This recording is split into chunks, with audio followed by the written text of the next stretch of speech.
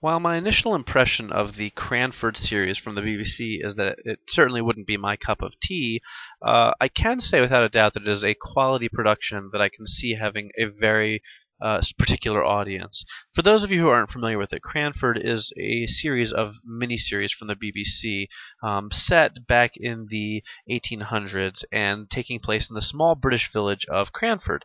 And what it is sort of a drama slash melodrama slash slight bit of comedy mixed in. It's kind of hard to explain the mood of the piece, but what I can tell you is that it features some pretty fantastic performances, and while I don't generally go for period dramas, the show has sort of won me over by the end of it.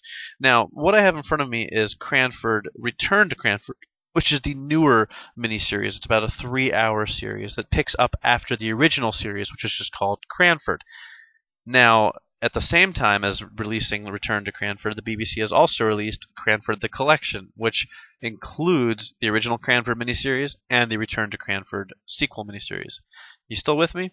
Basically, you can buy either the new miniseries or a collection of both miniseries. And what you'll find is a cast that includes Judi Dench, Imelda Staunton, Julie McKenzie, Jonathan Pryce, Rory Kinnear, Leslie Sharp, some really great talent, even if all of them aren't household names. And they sort of basically go through the events of 1 year in the town of Cranford back in the mid-1800s.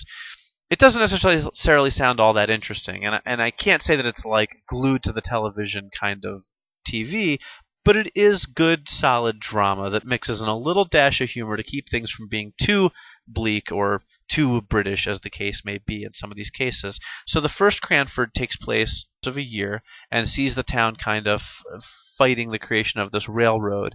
And the second series, Return to Cranford, also takes place over a year, and it kind of revisits similar themes. But it's really not about the story so much as it is the character drama and the performances that makes Cranford work. So while I can't say that Cranford's the type of thing I'm going to pop in over and over again to watch, I can certainly at least say that I'm glad that I've watched the miniseries that I have. Now, each of the miniseries comes with basically a half-hour making-of feature. So the new Return to Cranford includes Cranford in Detail, which is just a making-of overview of the series, and then the first DVD includes the making of Cranford, and that's again included both of those in the Cranford Collection box set.